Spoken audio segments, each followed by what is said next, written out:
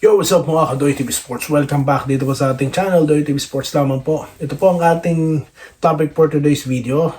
Pero bago po yan, salamat muna sa ating mga followers and subscribers na lagi po nagla-like dito po sa ating channel, sa ating mga content. Sa mga hindi pa po, like and subscribe po, no? Okay? Salamat po. Alright. Salamat din po sa ating mga members, ha. Maraming salamat po. I really appreciate, guys. Okay. Dito na po tayo, ha. Members po yan sa YouTube.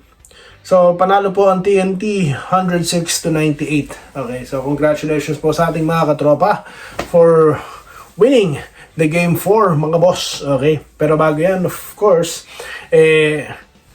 inawardan yung tatlong manlalaro po humakot na ng award ng Barangay Ginebra. Of course, Justin Brownlee, Best Import, Ron J. Abarientos pa naman po sa Best Player of the Conference, and Scotty Thompson because of his 5 points.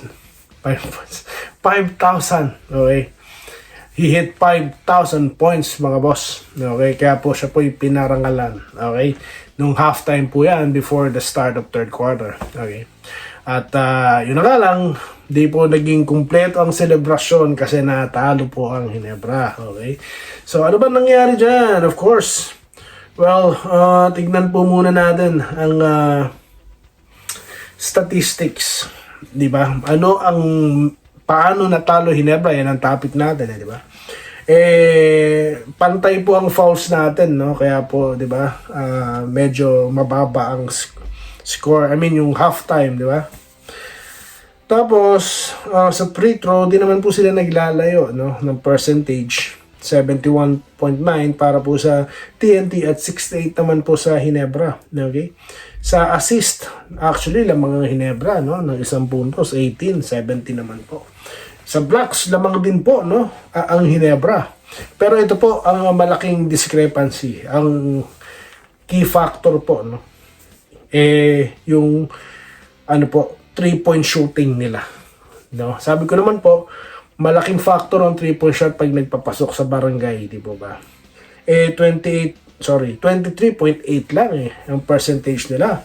Ang TNT is 37.9. At alam naman po natin, ang isa sa bumanad dyan ay si Jordan Heading na may 29 points, mga boss. Akalain mo yun?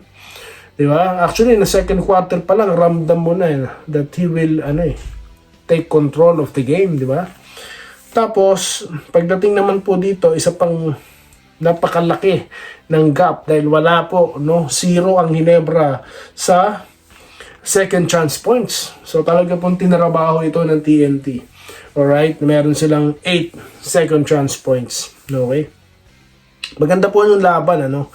I mean, yung first half, talaga pong, ano pa sila digdigan pa, no? Nakita nyo naman po talagang pinatunayan ni Ron J yung kanyang pagiging scorer, di po ba? At kung bakit siya naging best player of the conference.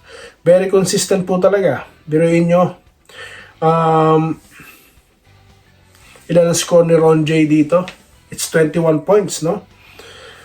Tapos, nakatuwang niya dyan, of course, lagi naman sila magkatuwang ni Brownlee, no? Na nag-erupt to 32 points. Alam naman po natin yung 4-point shot, di po ba? So, akala natin magkakaroon ng run. But, to be honest, mga boss, I never expect na totally makakabalik ang Ginebra sa fourth quarter. Ano po? Okay. Aguilar, no? Not bad. He got 12 points. Stephen Holt. I expected him, no? Na mag-initiate ng shots dito. Pero, he went back to initial, as usual Holt kind of game, no? Well, sabi naman po ni Coach Tim Con, good job naman po si Coach Tim Con sa kanya, no? So, si Thompson naman po ay may 4. Okay.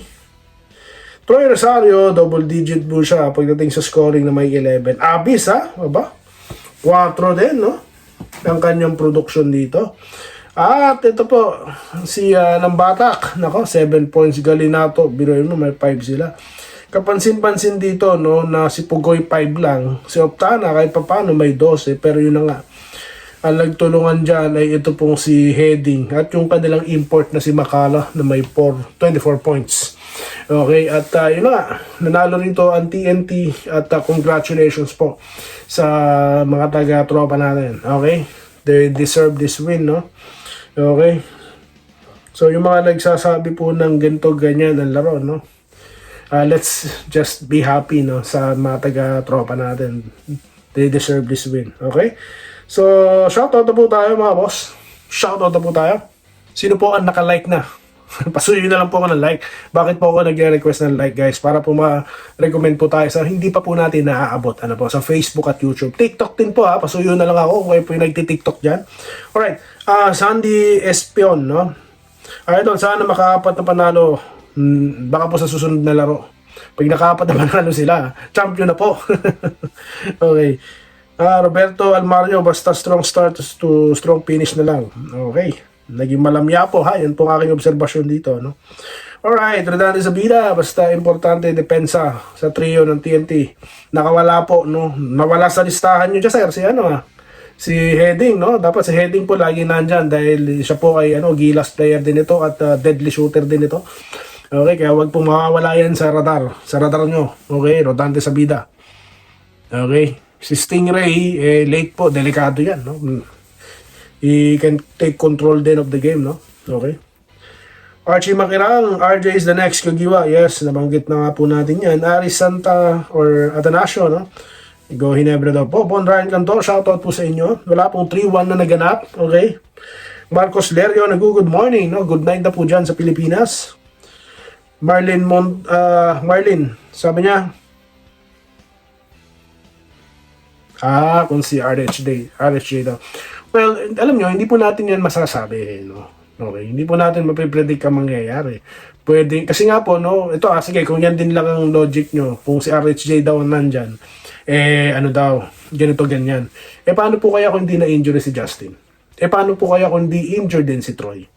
At paano po kaya ngayon? Iba na po si RJ. Rookie po si RJ nung nakalaban ng TNT noon, di ba? Bago pa. Ngayon, ano po yung attention nasa kanya na. Kumbaga, yung place nasa kanya na. Iba po ang Hinebra na nakalaban ng TNT noon, di ba? Kaya di po rin natin masasabi yan. Okay? So, yun lang naman. At si Makola, malakas din ito, solid din ito, di ba? NBA caliber din ito, di ba?